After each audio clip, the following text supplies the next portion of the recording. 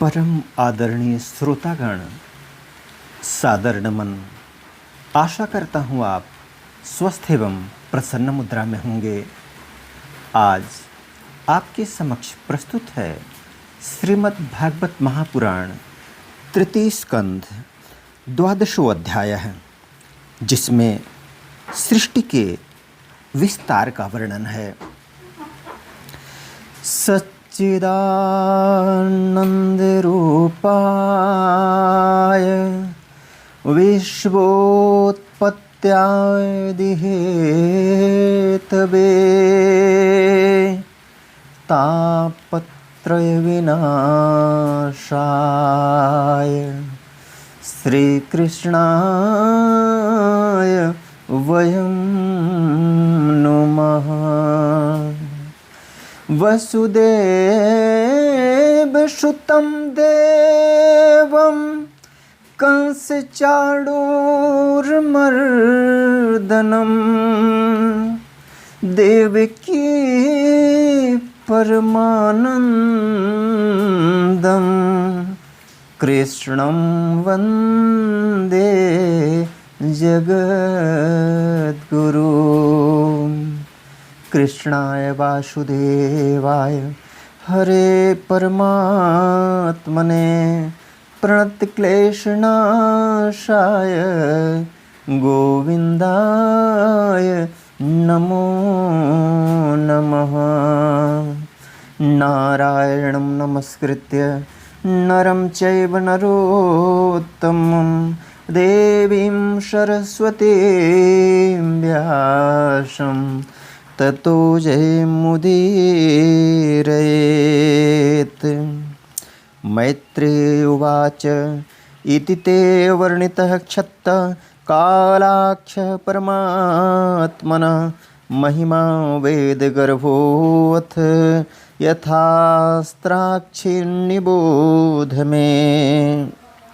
श्री मैत्रेय जी ने कहा, विदुर जी, अब जिस प्रकार ब्रह्मा जी ने जगत की रचना की वह सुनिए। सबसे पहले उन्होंने अज्ञान की 5 वृत्तियां तम, अविद्या, मोह अथवा अस्मिता, महामोह अर्थात राग, तामिश्र अर्थात द्वेष और अंध तामिश्र अर्थात अभिनिवेश। अभिनिवेश द्वेष की चरमावस्था का नाम है, इसकी रचना की। किंतु इस अत्यंत पापमयी सृष्टि को देखकर उन्हें प्रसन्नता नहीं हुई। तब उन्होंने अपने मन को भगवान के ध्यान में पवित्र कर उससे दूसरी सृष्टि रची। इस बार ब्रह्मा जी ने सनक, सनंदन, सनातन और सनत कुमार, ये 4 निवृत्ति परायण ऊर्ध्वरेता मुनि उत्पन्न किए। अपने इन पुत्रों से ब्रह्मा जी ने कहा, पुत्रों, तुम लोग सृष्टि उत्पन्न करो।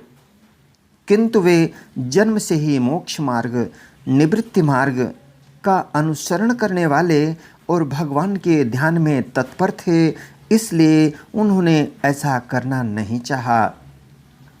जब ब्रह्मा जी ने देखा कि मेरी आज्ञा न मानकर ये मेरे पुत्र मेरा तिरस्कार कर रहे हैं, तब उन्हें असह्य क्रोध हुआ। उन्होंने उसे रोकने का प्रयत्न किया, किंतु बुद्धि द्वारा उनके बहुत रोकने पर भी वह क्रोध तत्काल प्रजापति की भौहों के बीच में से एक नील लोहित अर्थात नीले और लाल रंग के बालक के रूप में प्रकट हो गया। वे देवताओं के पूर्वज भगवान भव अर्थात रुद्र रो रो कर कहने लगे, जगत पिता विधाता, मेरे नाम और रहने के स्थान बतलाइए। तब कमल योनि भगवान ब्रह्मा ने उस बालक की प्रार्थना पूर्ण करने के लिए मधुर वाणी में कहा, रो मत, मैं अभी तुम्हारी इच्छा पूरी करता हूँ। देव श्रेष्ठ, तुम जन्म लेते ही बालक के समान फूट फूट कर रोने लगे, इसलिए प्रजा तुम्हें रुद्र नाम से पुकारेगी। तुम्हारे रहने के लिए मैंने पहले से ही हृदय, इंद्रिय, प्राण, आकाश, वायु, अग्नि, जल, पृथ्वी, सूर्य, चंद्रमा और तप ये स्थान रच दिए हैं।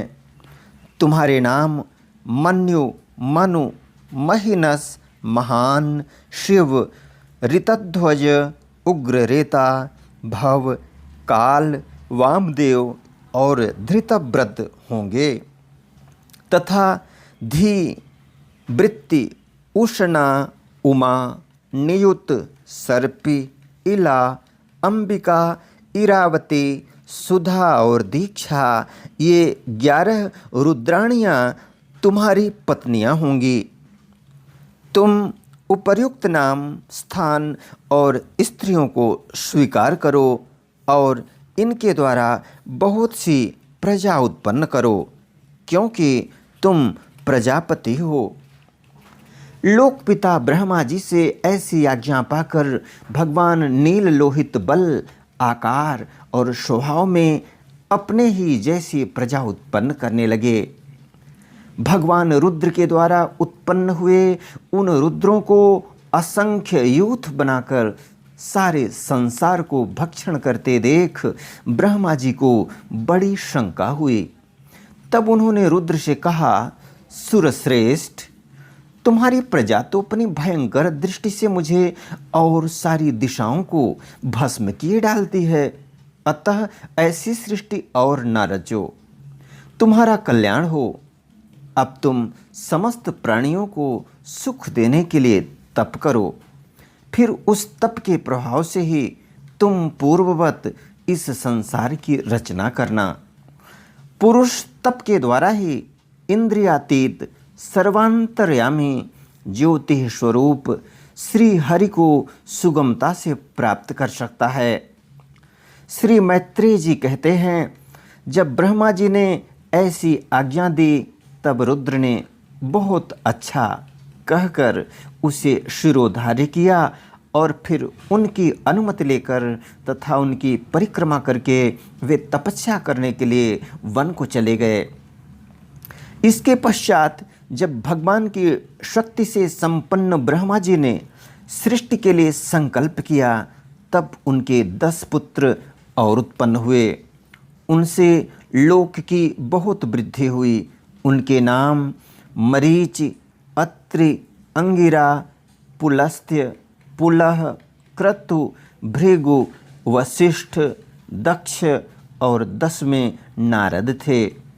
इनमें नारद जी प्रजापति ब्रह्मा जी की गोद से, दक्ष अंगूठे से, वशिष्ठ प्राण से, भृगु त्वचा से, क्रतु हाथ से, पुलह नाभि से, पुलस्त्य ऋषि कानों से, अंगिरा मुख से, अत्रि नेत्रों से और मरीचि मन से उत्पन्न हुए। फिर उनके दाएं स्तन से धर्म उत्पन्न हुआ, जिसकी पत्नी मूर्ति से स्वयं नारायण अवतीर्ण हुए। जिसकी पत्नी मूर्ति से स्वयं नारायण अवतीर्ण हुए तथा उनकी पीठ से अधर्म का जन्म हुआ और उससे संसार को भयभीत करने वाला मृत्यु उत्पन्न हुआ। इसी प्रकार ब्रह्मा जी के हृदय से काम, भौहों से क्रोध, नीचे के होंठ से लोभ, मुख से वाणी की अधिष्ठात्री देवी सरस्वती, लिंग से समुद्र, गुदा से पाप का निवास स्थान अर्थात राक्षसों का अधिपति निरेति, छाया से देवहूति के पति भगवान करदमजी उत्पन्न हुए। इस तरह यह सारा जगत जगतकर्ता ब्रह्मा जी के शरीर और मन से उत्पन्न हुआ। विदुर जी, भगवान ब्रह्मा की कन्या सरस्वती बड़ी ही सुकुमारी और मनोहर थी। हमने सुना है एक बार उसे देखकर ब्रह्मा जी काम मोहित हो गए थे। यद्यपि वह स्वयं वासनाहीन थी। उन्हें ऐसा अधर्ममय संकल्प करते देख उनके पुत्र मरीचि आदि ऋषियों ने उन्हें विश्वासपूर्वक समझाया।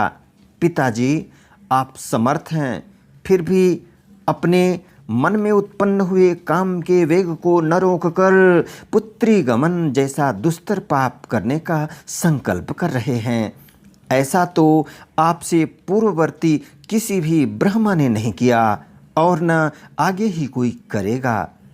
जगत गुरु, आप जैसे तेजस्वी पुरुषों को भी ऐसा काम शोभा नहीं देता, क्योंकि आप लोगों के आचरणों का अनुसरण करने से ही तो संसार का कल्याण होता है।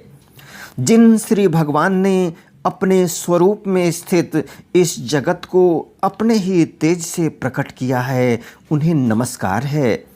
इस समय वे ही धर्म की रक्षा कर सकते हैं।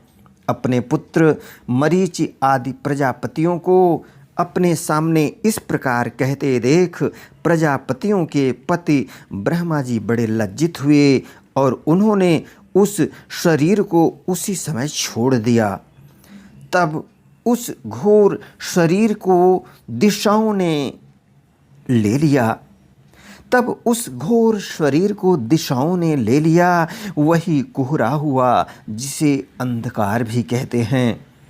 एक बार ब्रह्मा जी यह सोच रहे थे कि मैं पहले की तरह सुव्यवस्थित रूप से सब लोकों की रचना किस प्रकार करूं। इसी समय उनके 4 मुखों से 4 वेद प्रकट हुए। इनके सिवा उपवेद, न्यायशास्त्र, होता, उद्गाता, अध्वर्यु और ब्रह्मा, इन 4 ऋत्विजों के कर्म, यज्ञों का विस्तार, धर्म के 4 चरण और चारों आश्रम तथा उनकी वृत्तियाँ, ये सब भी ब्रह्मा जी के मुखों से ही उत्पन्न हुए। विदुर जी ने पूछा, तपोधन, विश्व रचयिताओं के स्वामी श्री ब्रह्मा जी ने जब अपने मुखों से इन वेदादि को रचा तो उन्होंने अपने किस मुख से कौन वस्तु उत्पन्न की, यह आप कृपा करके मुझे बतलाइए। श्री मैत्रेय जी ने कहा, विदुर जी, ब्रह्मा ने अपने पूर्व, दक्षिण, पश्चिम और उत्तर के मुख से क्रमशः ऋक्, यजुः, साम और अथर्व वेदों को रचा तथा इसी क्रम से शस्त्र, होता का कर्म, इज्या अर्थात अध्यवर्यु का कर्म, स्तुतिस्तोम अर्थात उद्गाता का कर्म और प्रायश्चित अर्थात ब्रह्मा का कर्म, इन चारों की रचना की। इसी प्रकार आयुर्वेद अर्थात चिकित्सा शास्त्र, धनुर्वेद अर्थात शस्त्र विद्या, गांधर्व वेद अर्थात संगीत शास्त्र और स्थापत्य वेद अर्थात शिल्प विद्या, इन 4 उपवेदों को भी क्रमशः उन पूर्वादि मुखों से ही उत्पन्न किया। फिर सर्वदर्शी भगवान ब्रह्मा ने अपने 4 मुखों से इतिहास पुराण रूप 5वां वेद बनाया। इसी क्रम से षोडशी और उक्त, चयन और अग्निष्टोम, आप्तोर्याम और अतिरात्र तथा वाजपेय और गोसव, ये 2 याग भी उनके पूर्वादि मुखों से ही उत्पन्न हुए। विद्या, दान, तप और सत्य, ये धर्म के 4 पाद और वृत्तियों के सहित 4 आश्रम भी इसी क्रम से प्रकट हुए। सावित्र, प्राजापत्य, ब्राह्म और बृहत, ये 4 वृत्तियाँ ब्रह्मचारी की हैं तथा वार्ता, संचय, शालीन और श्रीलोच्छ, ये 4 वृत्तियाँ गृहस्थ की हैं। इसी प्रकार वृत्तिभेद से वैखानस, वालखिल्य, औदुंबर और फेनप, ये 4 भेद वानप्रस्थों के तथा कुटीचक, बहुदक, हंस और निष्क्रिय परमहंस, ये 4 वेद सन्यासियों के हैं। इसी क्रम से आन्वीक्षिकी, त्रयी, वार्ता और दंडनीति, ये 4 विद्याएं तथा 4 व्याहृतियाँ भी ब्रह्मा जी के 4 मुखों से उत्पन्न हुई तथा उनके हृदयाकाश से ओमकार प्रकट हुआ। उनके रोमों से उष्णिक, त्वचा से गायत्री, मांस से त्रिष्टुप, स्नायु से अनुष्टुप, अस्थियों से जगति, मज्जा से पंक्ति और प्राणों से बृहति छंद उत्पन्न हुआ। ऐसे ही उनका जीव स्पर्श वर्ण, कवर्ग आदि पंचवर्ग और देह स्वर वर्ण अकार आदि कहलाया। उनकी इंद्रियों को ऊष्म वर्ण श, श, श, ह और बल को अंतस्थ य, र, ल, व कहते हैं तथा उनकी क्रीड़ा से निषाद, ऋषभ, गांधार, षडज, मध्यम, धैवत और पंचम ये 7 स्वर हुए। हे तात, ब्रह्मा जी शब्द ब्रह्म स्वरूप हैं। वे वैखरी रूप से व्यक्त और ओंकार रूप से अव्यक्त हैं तथा उनसे परे जो सर्वत्र परिपूर्ण पर ब्रह्म है वही अनेकों प्रकार की शक्तियों से विकसित होकर इंद्रादि रूपों में भास रहा है। विदुर जी, ब्रह्मा जी ने पहला कामासक्त शरीर जिससे कुहरा बना था छोड़ने के बाद दूसरा शरीर धारण करके विश्व विस्तार का विचार किया। वे देख चुके थे कि मरीचि आदि महान शक्तिशाली ऋषियों से भी सृष्टि का विस्तार अधिक नहीं हुआ। अतः वे मन ही मन पुनः चिंता करने लगे। अहो, बड़ा आश्चर्य है, मेरे निरंतर प्रयत्न करने पर भी प्रजा की वृद्धि नहीं हो रही है। मालूम होता है इसमें दैव ही कुछ विघ्न डाल रहा है। जिस समय यथोचित क्रिया करने वाले श्री ब्रह्मा जी इस प्रकार दैव के विषय में विचार कर रहे थे, उसी समय अकस्मात उनके शरीर के 2 भाग हो गए। क ब्रह्मा जी का नाम है, उन्हीं से विभक्त होने के कारण शरीर को काय कहते हैं। उन दोनों विभागों से एक स्त्री पुरुष का जोड़ा प्रकट हुआ। उनमें जो पुरुष था वह सार्वभौम सम्राट स्वयंभुव मनु हुए और जो स्त्री थी वह उनकी महारानी शतरूपा हुई। तब से मिथुन धर्म स्त्री पुरुष संभोग से प्रजा की वृद्धि होने लगी। महाराज स्वयंभुव मनु ने शतरूपा से 5 संतानें उत्पन्न की। साधु शिरोमणि विदुर जी, उनमें प्रियव्रत और उत्तानपाद 2 पुत्र थे तथा आकुति, देवहूति और प्रसूति 3 कन्याएं थी। मनुज ने आकुति का विवाह रुचि प्रजापति से किया। मझली कन्या देवहूति करदम जी को दी और प्रसूति दक्ष प्रजापति को। इन तीनों कन्याओं की संतति से सारा संसार भर गया। इत श्रीमद्भागवते महापुराणे पारमहंस्यां संहितायां तृतीय स्कंधे 12वां अध्यायः। बोलो वृंदावन बिहारी लाल की जय। यदक्षरपदभ्रष्टं मात्राहीनं च यद्भवेत् तत्सर्वं क्षम्यतां देव प्रसीद परमेश्वर। वीडियो देखने के लिए धन्यवाद एवं आभार। जय हिंद, जय जगत। आपका जीवन मंगलमय हो।